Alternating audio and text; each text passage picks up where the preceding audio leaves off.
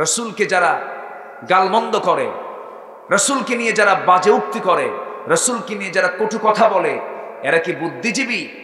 এরা কি বুদ্ধিজীবী হতে পারে? এরকম কিছু কুলাঙ্গার আমার দেশে আছে না নাই? আসতে বলবেন না, আছে না নাই? ঠিক আজকের সমাজেও যদি কোন ব্যক্তির মুখ থেকে আমার আল্লাহর বিরুদ্ধে, নবীর বিরুদ্ধে একটা কথা বের হয়ে আসে, আমরাও তাদেরকে নাম ধরেই গালি দেব, ঠিক কিনা? এই জাতীয় লোকদের মুখ থেকে বের হয় এদেশের আবহমান কাল ধরে চলে আসা লোকসঙ্গীত, যাত্রা, নাটক, থিয়েটার, এগুলো চলে আসতেছিল শতাব্দীর পর শতাব্দী ধরে। এগুলো আজকে হারিয়ে যাবার পথে। এই হারিয়ে যাবার পথে সবচেয়ে বড় বাধা নাকি তাদের কাছে ওয়াজ মাহফিল। যারা ওয়াজ মাহফিলকে বাধা মনে করে এরা টাটকা মুনাফিক।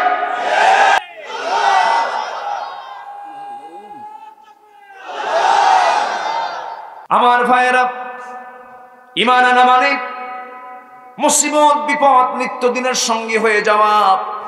আমার নবীজি 40 বছর পর্যন্ত সবার কাছে ভালো ছিলেন, কিন্তু 40 বছর পর নবুয়ত যখন পেলেন, যখন তিনি বললেন আশহাদু আল্লা ইলাহা ইল্লাল্লাহু ওয়াহদাহু লা শারীকা লাহু ওয়া আশহাদু আন্না মুহাম্মাদান আবদুহু ওয়া রাসূলুহু, এই সাক্ষ্য যখন দিয়ে দিলেন, এই সাক্ষ্য দেওয়ার সঙ্গে সঙ্গে ঘরের ভিতর থেকে প্রথমে তার আপন চাচা আবু লাহাব, গ্রামের চাচা না, নিজের ঘরের চাচা, নিজের আপন চাচা, নিজের বাবার ভাই আবু লাহাব সঙ্গে সঙ্গে বলে ফেললো, মুহাম্মদ তুই আমার বাপ দাদার ধর্মে চুনকালি মেরে দিলি, না না তোর ধ্বংস হয়ে যাক।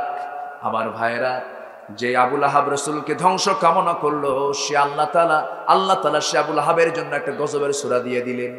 আল্লাহর কখনো সহ্য হয় নাই, আমার আল্লাহ তাআলা সঙ্গে সঙ্গে পাল্টা জবাব দিয়ে দিয়েছেন। সঙ্গে সঙ্গে পাল্টা জবাব জানিয়ে দিয়ে বলছেন, হে রাসূল, আপনাকে যে আবু লাহাব গালি দিল, আমি তার বিরুদ্ধে তার নামে একটা সূরা নাজিল করে দিলাম। রহমতের না গজবে?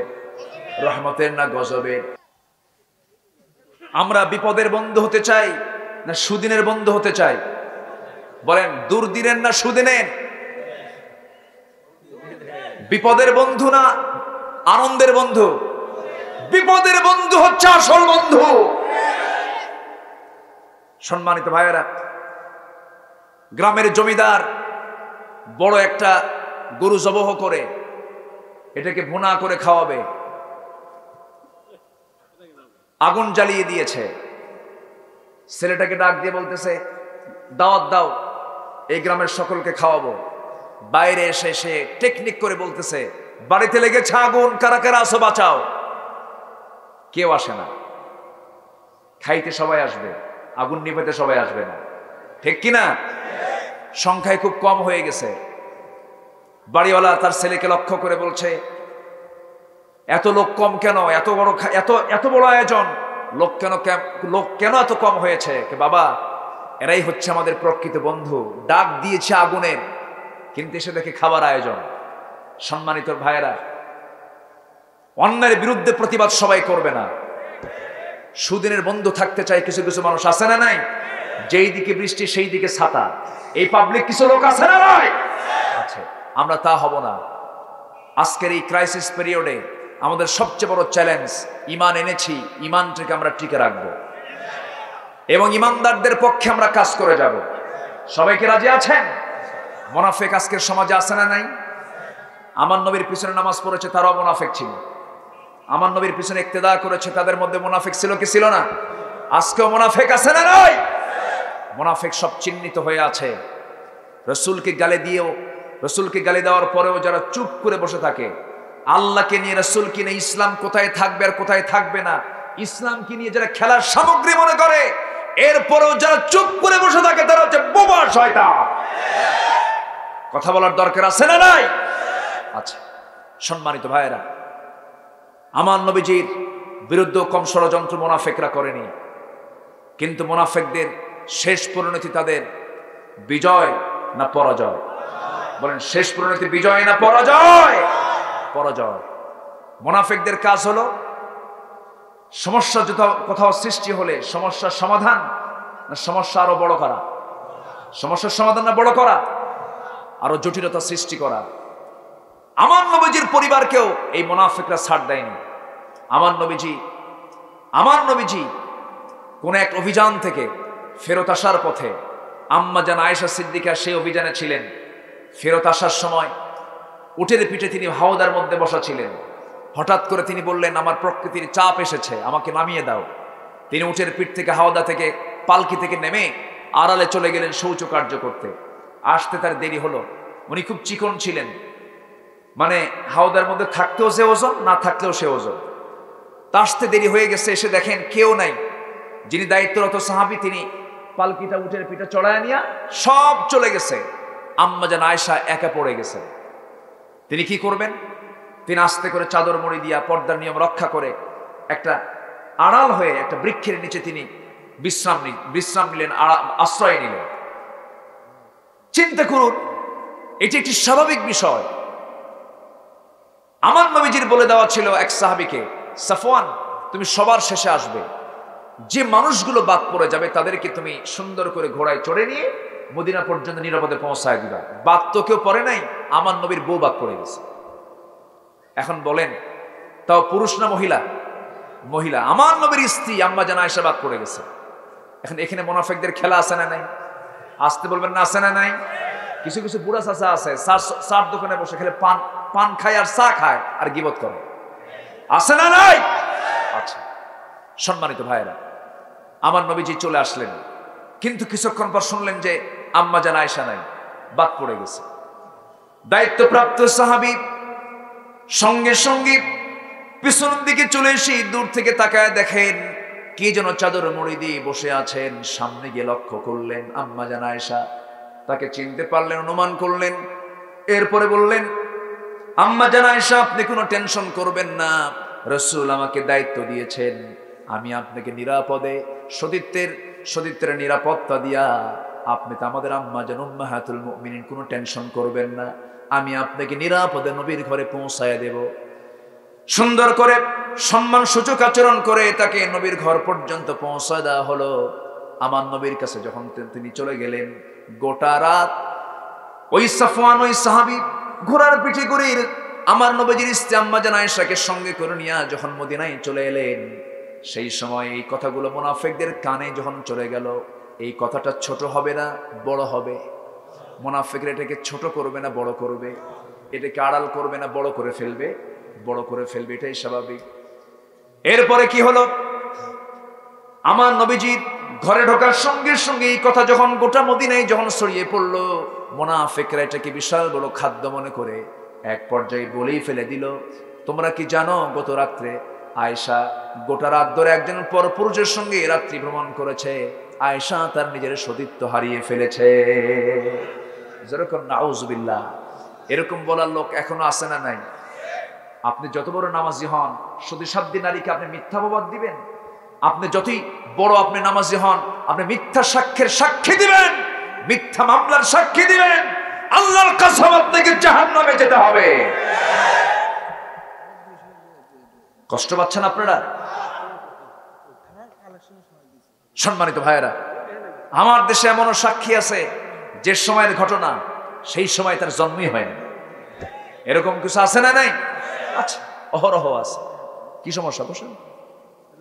হ্যাঁ, সম্মানিত ভাইয়েরা, আমার নবীজির কাছে যখন এই কথা চলে আসলো, চলে আসার সঙ্গে সঙ্গে আমার নবীজির বউ সম্পর্কে কোনো কথা যদি কানে আসে, তখন কি ভালো লাগে না খারাপ লাগে? ভালো লাগে না খারাপ লাগে? একটু খারাপ লাগার কথা। আমার নবীজি এই কথা যখন নবীজির কানে চলে এলো, আমার নবীজি আস্তে করে ঘরের মধ্যে ঢুকে বলছেন, ও আয়েশা, আমি তোমাকে দারুণ ভালোবাসি, আমি তোমাকে দারুণ মোহাব্বত করি, ভালো কথা, কিন্তু কি যেন কথা আমার কানে এসে বাজতেছে। এই মুহূর্তে আমার মন বলছে তুমি আমার ঘরে না থেকে তোমার বাবের বাড়িতে তুমি চলে যাও।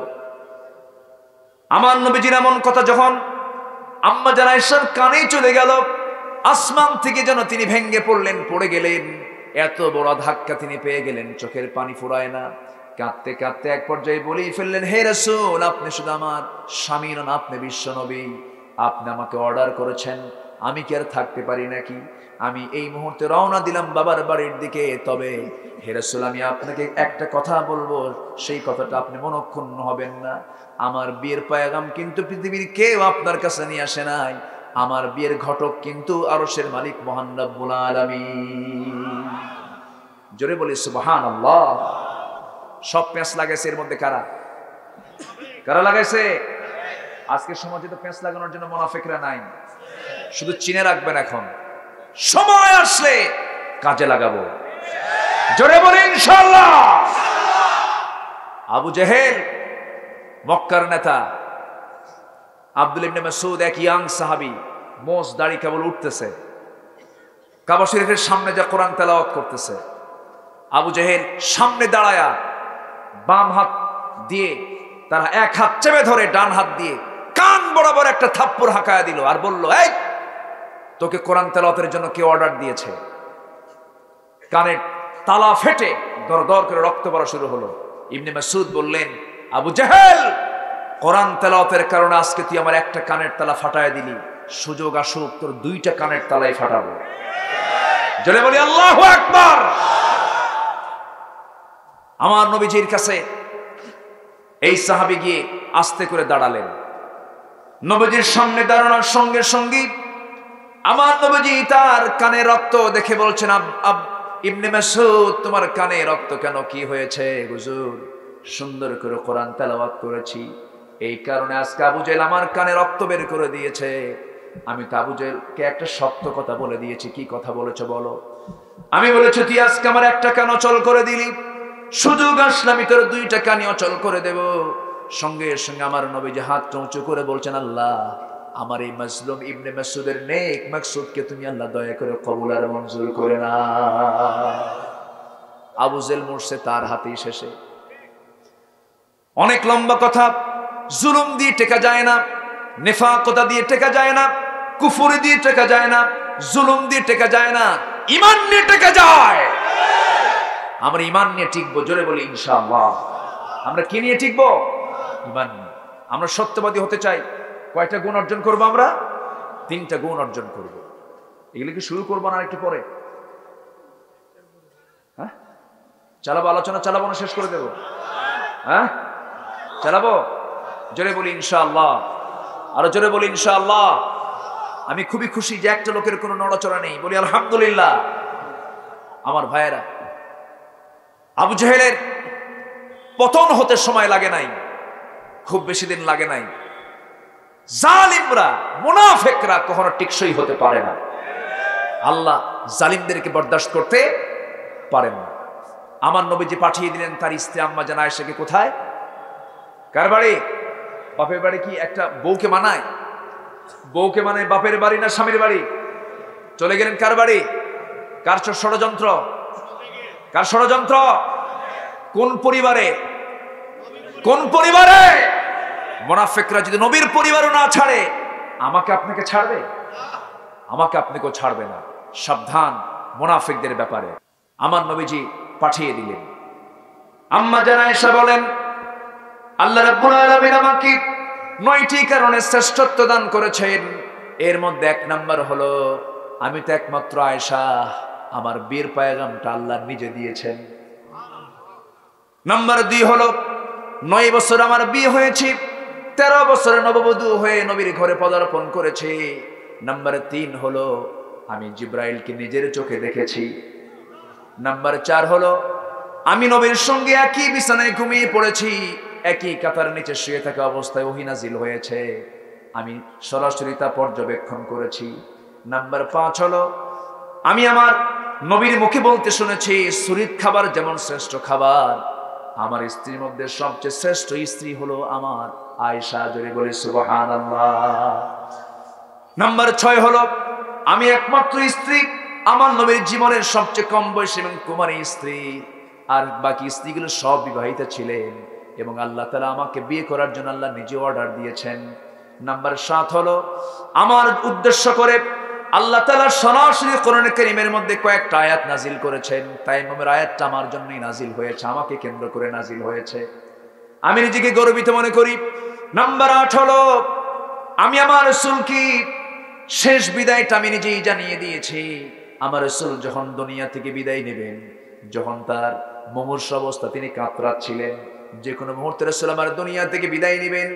রবিউল আউয়াল মাসের মৃত্যুর সময়টা ঘনিয়ে এসেছে, যে কোনো সময় মালাকুল মউত চলে আসবে।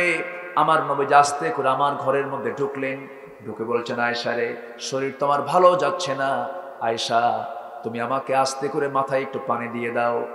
আমি আমার রাসূলকে সুন্দর করে টুলের উপরে বসায় দিলাম, মাথায় পানি ঢালতে নিয়ে হঠাৎ করে টুলের পায়ের নিচে আমার পাটা আটকে গেল, পাটা কেটে রক্তগুলো পানি দিয়ে গড়ে গড়ে যাচ্ছিল। আমার নবীজি হঠাৎ করে দেখতে পেলেন, আস্তে করে উঠতে চাইলেন, রক্ত দেখে বলছেন, আয়েশা আমাকে কেন বললেন, তোমার পা তো কেটে গেছে।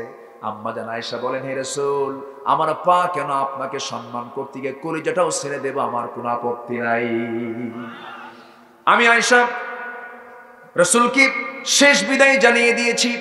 আমার নবীজি আমার ঘরের মধ্যে ঢুকলেন, ঢুকে বলছেন, আয়েশা আমাকে কোনো বালিশ দিবা না, তোমার উরুটা আমাকে বিছায়া দাও। আমি আয়েশা উরুটা বিছায়া দিলাম। নবীজি আমার উরুতে মাথা রেখে আরাম ফরমাচ্ছিলেন। আজান হয়ে গেল।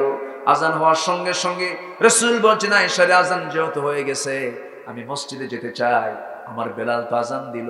এই কথা বলে যখন তিনি ওঠার জন্য চেষ্টা করলেন, আর পারলেন না, মাথা ঘুরে তিনি পড়ে গেলেন। মাথা ঘুরে চক্কর মেরে যখন পড়ে গেলেন, বললেন, আয়েশা আমার বুঝের জামাতে নামাজ হবে না, তোমার আব্বা আবু বকরকে সামনে দাঁড়ায় দাও, আমি নামাজের দৃশ্যটা একটু জানালা দিয়ে দেখতে চাই। আমার নবীজি কি আম্মা জান আয়েশা আস্তে করে তুলে নিয়ে ধরে ধরে তাকে ওই দরজার ওই জানালার কাছে নিয়ে চলে গেলেন। সাহাবীরা যখন নামাজ শুরু করবেন, সামনে রাসূল নাই। আবু বকরকে দেখা মাত্র সাহাবীদের মধ্যে কান্নার রোল পড়ে গেছে। হারে, এই যে আমরা আজকে ইমাম ছাড়া নামাজ পড়ছি, রাসূল ছাড়া নামাজ পড়তেছে, আর বুঝি না নবীর পিছনে নামাজ হবে না। সাহাবায়ে কেরামের মধ্যে কান্নার রোল পড়ে গেছে। সাহাবীরা রুকু করেন, সিজদা দেন। আমার নবীজি সেই দৃশ্যগুলো দেখছিলেন, আর চোখের কোনা বেয়ে টপ টপ করে পানি পড়ে দাড়ি মোবারক ভিজে যাচ্ছিল। আম্মা জান আয়েশা সেই দাড়ির সেই পানিগুলো আস্তে করে মুছে মুছে দিচ্ছেন, গালের পানিগুলো, চোখের পানিগুলো মুছে মুছে দিচ্ছেন, আর বারবার বলছেন, ইয়া রাসূলুল্লাহ আপনি কেন এমনটা করছেন? আপনার উম্মতরা, আপনার সাহাবীরা তো নামাজ আদায় করছে, আপনি কেন কান্নাকাটি করছেন? আমার রাসূল বলছেন, আয়েশা রে, আমার যে চোখের পানি আজকে তুমি বের হতে দেখতেছো, মানুষ কান্না করে দুই কারণে, একটা হলো চরম আনন্দের সময়, আর একটা হচ্ছে চরম দুঃখের সময়। আজকের এই চোখের পানিটা আমার চরম দুঃখের নয়, আজকের পানি তুমি দেখতে পেতেছো, এটা আমার চরম আনন্দের পানি। জোরে বলি সুবহানাল্লাহ। এই যে আমার সাহাবীরা আজকে জামাতে জামাতে নামাজ পড়তেছে, আজকে আমার সাহাবীরা কত সুন্দর করে জামাতে নামাজ কায়েম হওয়ার পরে নামাজ পড়তেছে। এই নামাজের জন্য তায়েফের মানুষ আমাকে মেরেছে, ওহুদের ময়দানে আমার দাঁতগুলো ভেঙে দিয়েছে, আমার আম্মারকে মারতে মারতে রক্তাক্ত করেছে, আমার ইয়াসারকে মারতে মারতে মুরগি রানের মতো দুই টুকরা করে শহীদ করে দিয়েছে। সেই কষ্টের নামাজ আজকে রাষ্ট্রীয় পর্যায়ে কায়েম হয়ে গেছে, এই জন্য আমি কাঁদতেছি। ওরে আয়েশা আমাকে শোয়া দাও। আমার নবী আবার শুয়ে পড়লেন। শুয়ে পড়ার পরে বলছেন, ওরে আয়েশা আমাকে একটা মেসোয়াক এনে দিতে পারবে নাকি? তিনি উঠতে পারলেন না। তার ভাইকে ডাক দিয়ে বলছেন, ভাই আব্দুর রহমান একটা মেসোয়াক এনে দাও। মেসোয়াক এনে দেওয়া হলো। সেই মেসোয়াকটা আম্মা জান আয়েশা হাতের মধ্যে নিয়ে তিনি ভাবলেন শক্ত মেসোয়াক, নবীজির কষ্ট হবে মনে করে চাবায়া চাবায়া নরম করে দিলেন। নরম করে দেওয়ার পর নবীর হাতে যখন তুলে দেওয়া হলো, আমার নবীজি মেসোয়াকটা হাতের মধ্যে নিয়ে আগে মেসোয়াক শুরু না করে মেসোয়াকের আগায় লাগানো থুতুগুলো চুষে চুষে নবীজি পান করছেন, আর মুস্কি মুস্কি হাসি মারছেন। আম্মা জান আয়েশা বলেন, আমি নিজেকে ধন্য মনে করি, আমার নবীজি তার জীবনের শেষ খাবার খেয়েছেন আমার মুখের লালা। আমার মুখের লালা পান করে নবীজি দুনিয়া থেকে বিদায় নিয়েছেন। নাম্বার 9 হলো, আমার নবীজি আমার উরুতে মাথায় রেখে বলছেন, ওরে আয়েশা আমার মন কেমন যেন বলছে বাঁচবো না, আমার কলিজার টুকরা মেয়ে ফাতিমা কোথায়? ফাতিমাকে ডেকে আনো। ফাতিমাকে ডাকার কথা যখন বলা হলো, দরজা খোলা হলো। দরজা খোলার সঙ্গে সঙ্গে নবীজি তার দিকে তাকাচ্ছেন, আম্মা জান আয়েশাও ফাতিমার দিকে তাকাচ্ছেন, এইদিকে ফাতিমা নবীজির দিকে তাকাচ্ছেন। চতুর্দিকে কান্নার রোল পড়ে গেছে। আম্মা জান আয়েশা লক্ষ্য করে দেখেন, তিনি হাদিসটা বর্ণনা করেন, ফাতিমার কান্না নবীজির দারুণ শেল বেঁধে যাচ্ছে। ফাতিমার চোখের পানি দেখে বলছেন, ফাতিমা তুই কাঁদিস না, তুই আমার কাছে চলে আয়। কানের মধ্যে মুখ ঢুকায় বলছেন, ফাতিমারে কান্নার প্রয়োজন নাই, আমার কাছে মালাকুল মউত চলে আসবে, আমি দুনিয়া থেকে বিদায় নিয়ে নেব, আমার বিদায়ের পরে তোমারও বিদায় হয়ে যাবে ফাতিমা। দুনিয়ার জীবনে তুমি কাছাকাছি ছিলে, আমার মৃত্যুর পরও তুমি আমার কবরেও কাছাকাছি থেকে যাবে। এই কথা যখন বলা হলো, ফাতিমার কান্না বন্ধ হয়ে গেল। ফাতিমার কান্না যখন থেমে গেল, নবীজি তাকে বিদায় দিয়ে দিলেন। দরজার কাছে গেলেন, দরজা খোলার সঙ্গে সঙ্গে ভয়ভীত হয়ে আবার দরজা লাগায় দিলেন। দরজা লাগানোর সঙ্গে সঙ্গে রাসূল বলছেন, ফাতিমা দরজা লাগাও কেন, কি হয়েছে আব্বা? বাইরে কে যেন দাঁড়ানো আছে। সেই দিন মালাকুল মউত একদম সুরত ধারণ করে ফাতিমার সামনে হাজির হয়েছিলেন। দরজা যখন বন্ধ করে দিয়েছেন, রাসূল বলছেন, তুমি কার জন্য দরজা লাগাচ্ছ আব্বা? আসমান জমিন বরাবর চেহারা, কে যেন সামনে দাঁড়ানো, ভয় পাচ্ছি। রাসূল বলছেন, তুমি যার ভয়ে দরজা লাগাচ্ছ সে তো দুনিয়ার কোনো মেহমান নয়, তার দরজা লাগানো যা হবে, দরজা খুললেও তা হবে। ওই ফেরেশতার আসার জন্য কোনো দরজার প্রয়োজন হবে না, সময় হয়ে যাবে, আমার জান কবজ হয়ে যাবে। মালাকুল মউত হাজির হয়েছে, ফাতিমা দরজা লাগায় কোনো লাভ নাই রে। আমার নবীজি মৃত্যুর জন্য প্রস্তুতি নিয়ে নিচ্ছেন। এমন সময় মালাকুল মউত দরজায় এসে দাঁড়ায়, রাসূলকে লক্ষ্য করে সালাম দিলেন। আমার নবীজি সালামের জবাবটা নিয়ে বলছেন, মালাকুল মউত আসো, তোমার কি আল্লাহর ফয়সালার সিদ্ধান্ত নিয়ে নাও। মালাকুল মউত বলছেন, হুজুর আপনার জান কবজ করতে আসতেছি, আজকে যদি কোনো বেয়াদবি হয়ে যায় আপনি আমারে মাফ করে দিয়ে। আমার নবীজি বলছেন, আল্লাহর কোনো ফয়সালায় কোনো প্রকার কোনো কথা বলার সুযোগ নাই, জান কবজের প্রক্রিয়া শুরু করে দাও। নবীর বুকের উপর হাতটা রাখা হলো, রাসূল চিৎকার মারলেন, আবার হাতটা সরাইয়া দিলেন। নবীজি চিৎকার মারলেন, আবার হাতটা সরাইয়া দিলেন। আমার নবীজি বলছেন, ওরে মালাকুল মউত তুমি আমার বুকের উপরে তোমার হাতটা রাখো নাই, মনে হলো উহুদ পাহাড় রেখেছ, মনে হলো আসমান জমিন রেখে দিয়েছ, মনে হলো গোটা দুনিয়ার সব কিছু চাপিয়ে দিয়েছ আমার বুকের উপরে। আজরাইল এত কষ্ট সব আমাকে দিয়ে দাও, কিন্তু মৃত্যুর সময় আমার উম্মতরা এত কষ্ট করবে, আমি তার দিনের নবী মুহাম্মদ হয়ে সইতে পারবো না। জোরে কোন সুবহানাল্লাহ, আরো জোরে কোন সুবহানাল্লাহ। মৃত্যুর সময় সবাই আমরা চিন্তা করি ছেলের কথা, মৃত্যুর সময় আমরা সবাই চিন্তা করি মেয়ের কথা, মৃত্যুর সময় আমরা চিন্তা করি বউ বাচ্চা ভাই বোনদের কথা। আর আমার নবীজি চিন্তা করলেন কার কথা? উম্মতের কথা। সে নবীর প্রতি বিশ্বাস আনার দরকার আছে না নাই? ইন্নামাল মুমিনুনাল্লাযীনা আমানু বিল্লাহি ওয়া রাসূলিহি। জোরে বলুন আল্লাহু আকবার। আমার নবীজি এবার মৃত্যুর ফয়সালা যখন হয়ে যাবে, মালাকুল মউত তার জান কবজটা শুরু করবেন। এমন সময় নবীজি ফাতিমাকে সর্বশেষ একটা শব্দ বলে দিলেন, ফাতিমা শোনো, আমার মনে হয় মৃত্যুর সময়টা ঘনিয়ে এসেছে, আমার উম্মতকে একটা লাস্ট মেসেজ তুমি জানিয়ে দেবে, আমার উম্মতরা যেন 5 ওয়াক্ত নামাজ যেন কখনো না ছেড়ে দেয়। জোরে বলি সুবহানাল্লাহ। সর্বশেষ কথা কি বলেন? বলেন কয় ওয়াক্ত নামাজ? সর্বশেষ কথা কি? 5 ওয়াক্ত নামাজ। আম্মা জান আয়েশা বলেন, আমি নিজেকে ধন্য মনে করি রাসূল তার জীবনের শেষ কথাটা আমার সঙ্গী বলেছেন। এই 9টি কারণে শ্রেষ্ঠত্বের কথা আম্মা জান আয়েশা বলেছেন। সেই আম্মা জান আয়েশা কি ওই মুনাফিকের বাচ্চারা বাপের বাড়ি পর্যন্ত পাঠাতে বাধ্য হয়ে গেল। সেই এত বড় ষড়যন্ত্রের জাল যখন তারা বিস্তার করেছিল, কিন্তু মুনাফিকদের সমস্ত জাল বিচ্ছিন্ন করে দেন কে? আসতে বলবেন না কে? আমার নবীজি এখন করলেন কি? কয়েকটা দিন চলে গেল, 40 দিন যখন পার হয়ে গেছে, সরাসরি আয়াত নাজিল হয়ে গেছে। আম্মা জান আয়েশার সার্টিফিকেট আল্লাহ পাক নিজেই দিয়ে দিচ্ছেন, ইন্নাল্লাযীনা জাউ বিল ইফকি উসবাতুম মিনকুম।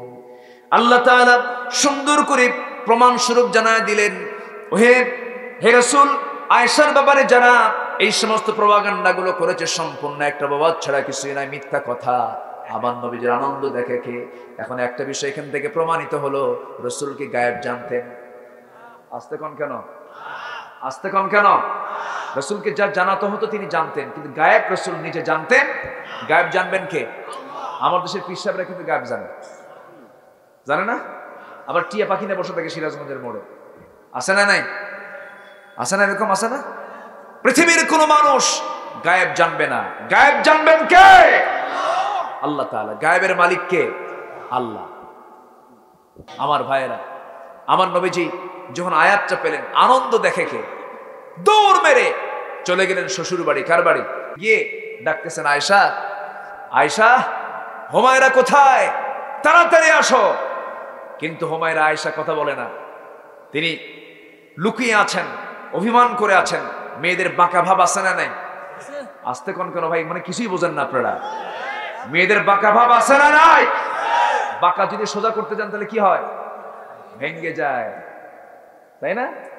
ভেঙ্গে যায়। রাসূল বলেছেন মেয়েদের বাঁকা একটা ভাব আছে, এটাকে আপনি সোজা করতে যাবেন, ভেঙ্গে যাবে না। ওদের সঙ্গে জিদ ধরে আমরা পারবো না, জিদের ঠেলায় ওরাই কিন্তু ফার্স্ট, ঠিক কিনা বলেন? যাদের ক্ষেত্রে ওরা কি ফার্স্ট, এক্ষেত্রে ছাড় দিতে হবে স্বামীকে না স্ত্রীকে? দেখছেন অনেকে মনে মনে কয় বউকে, এরকম চিন্তা করতেছেন নাকি?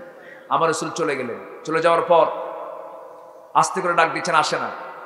সামনে পেলেন, আয়েশা তোমার জন্য আল্লাহর আয়াত নাজিল হয়ে গেছে, জোরে কোন সুবহানাল্লাহ। এখন মা আম্মা জান আয়েশা উত্তর দিচ্ছেন, আমি মাইকের আওয়াজ এরকম কেন? কই মাইক হলো কোথায়?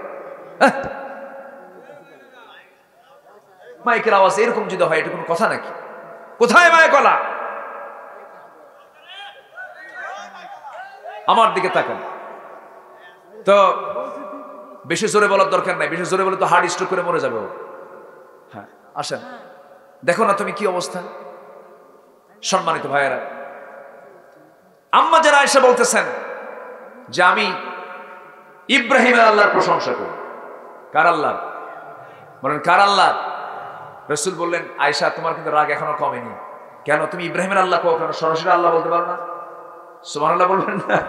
রাগটাও ছিল কত ব্যালেন্স, কত স্বাভাবিক রাগ তিনি করেছেন, বুঝাচ্ছেন আমি একটু রাগ করে আছি।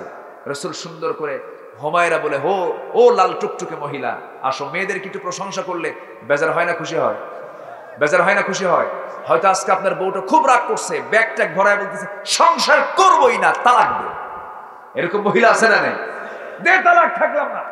এরকম মহিলা আছে না নাই? সেটা নাই মনে হয় আছে।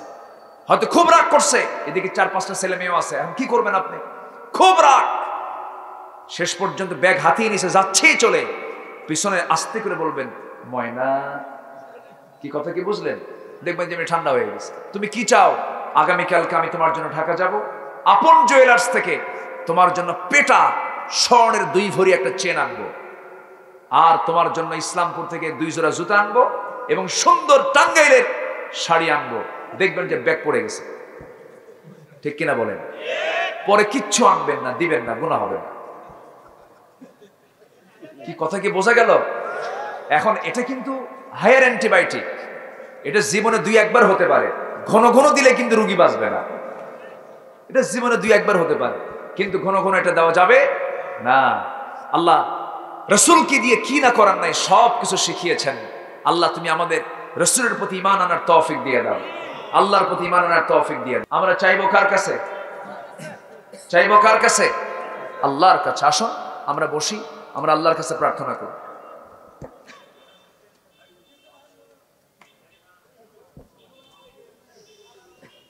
বসেন, সবাই বসেন।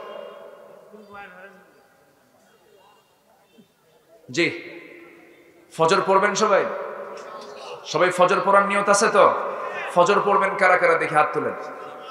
বলি আল্লাহ ইয়া রহমান ইয়া রহিম, আমাদেরকে 5 ওয়াক্ত সালাত আদায় করার তৌফিক তুমি আল্লাহ দিয়ে দাও। জোরে বলি আমিন, আরো জোরে আমিন, আরো জোরে আমিন। হাত নামান। বাড়িতে আম্মা আব্বা আছে না নাই? মাদের পর্দার দরকার আছে না নাই? পর্দার বিষয়ে মাদেরকে আমরা সজাগ রাখবো। মা যদি পর্দায় না থাকে, মেয়ে যদি পর্দায় না থাকে, দায়ী হবে কে? না, মেয়ে যদি পর্দা না করে দায়ী হবে বাপ, বউ যদি পর্দা না করে দায়ী হবে স্বামী। কি কথা কি বোঝা গেল? আর দায়ুসু লা ইয়াদখুলুল জান্নাহ, দায়ুস কখনো জান্নাতে যাবে না। তাহলে ওই মেয়ের জন্য, ওই মার জন্য, ওই বউয়ের জন্য আমাকে আপনাকে কোথায় যেতে হবে? জাহান্নামে যেতে হবে। তাহলে আমাদের দায়িত্ব আছে না নেই? দায়িত্বটা নিজের কাঁধে নিয়ে পর্দার বিষয়ে আমরা সর্বোচ্চ সতর্ক থাকবো। জোরে বলি ইনশাআল্লাহ। আসুন আমরা সময় ক্ষেপণ না করি, অনেক রাত হয়েছে, ফজরের দিকে তাকিয়ে আমরা এখন সোজা দোয়ার দিকে। আপনি দোয়াটা করে দেন, আপনি দোয়া করেন। হ্যাঁ আমি করবো। আল্লাহুম্মা রব্বানা যালামনা আনফুসানা ওয়া ইল্লাম তাগফির লানা ওয়া তারহামনা লানাকুনান্না মিনাল খাসিরিন। গভীর রাত, নিঝুম রাত, ঝিমানো রাত্রিতে চাঁদের মতো হাজারো মুসলমান নরনারীকে নিয়ে তোমার কালামে দুটি আয়াতকে সামনে রেখে সত্যবাদী কারা, সত্যবাদী হওয়ার জন্য কি কি গুণ লাগে এই বিষয়ে কিছু কথা বলার চেষ্টা করেছি। গুনার বোঝা মাথায় নিয়ে কাঙ্গাল ফিকিরের মতো দুটো হাত পেতে আছে। আল্লাহ, গুনার দিকে নজর দিও না, বান্দা মনে করে তামাম জীবনের সমস্ত গুনাহগুলোকে মাফ করে দাও। জনম দুঃখিনী মা, জনম দুঃখী বাপ জানজারে চলে গেলেন, মেহেরবানি করে তাদের জিন্দেগীর গুনাহগুলো মাফ করো, কবরগুলোকে জান্নাতের টুকরা বানায়া দাও। অনেক আলোচনা শেষ করে বাড়ি ফিরে যাব, বাড়িতে ফিরে গিয়ে সব দেখবো কিন্তু মাকে পাবো না রে। যেই মার দিকে তাকালেই সোয়াব, তাকালেই রহমত, সেই বাপ মাজারে চলে গেল। জিন্দেগীর গুনাহগুলো মাফ করো, কবরগুলোকে তুমি আল্লাহ জান্নাতের বাগিচা বানায়া দাও। সবাই চক্ষু বন্ধ করুন, হাত একটু উঁচু করে আল্লাহ সেখানে দোয়া পড়ে দিল থেকে মন থেকে গলায় যত আওয়াজ আছে চিৎকার দিয়ে দিয়ে আমার সঙ্গে সবাই ঠোঁট মিলিয়ে মিলিয়ে বলুন, রব্বির হামহুমা কামা রব্বায়ানি সগীরা, রব্বির হামহুমা কামা রব্বায়ানি সগীরা। ও আল্লাহ, বিশেষ করে মাহফিলের আয়োজন যারা করলেন, শোনার জন্য যারা কষ্ট করে আসলেন, বিনিময়ে কিয়ামতের কঠিন ময়দানে যেদিন কেউ কাউকে চিনবে না, এমনকি মা সন্তানকে পর্যন্ত স্বীকার করে বসবে, যেদিন মানুষ কাঁদতে কাঁদতে চোখের পানিগুলো ফুরে যাবে, চোখ থেকে রক্ত বের হওয়া শুরু হয়ে যাবে, সেই কঠিন মুসিবতের দিনে এই মাহফিল আমাদের সবার জন্য নাজাতের মাধ্যম বানায় দিও আল্লাহ। ও আল্লাহ, তোমার বান্দাগুলোকে এমন সময় হাত তুলেছি মুসলমান জাতির পায়ের তলায় মাটি নাই। মুসলমানরা আজকে মাকে দেখে শেষ হয়ে গেল। মুসলমানদের বাইতুল মুকাদ্দাস তুমি আল্লাহ মুসলমানদের হাতে তুলে দাও। আল্লাহ তাআলা তোমার কাছে ফরিয়াদ করি, এই ক্রান্তি লগ্নে মুসলিম সমাজকে একই প্ল্যাটফর্মে আসার তৌফিক তুমি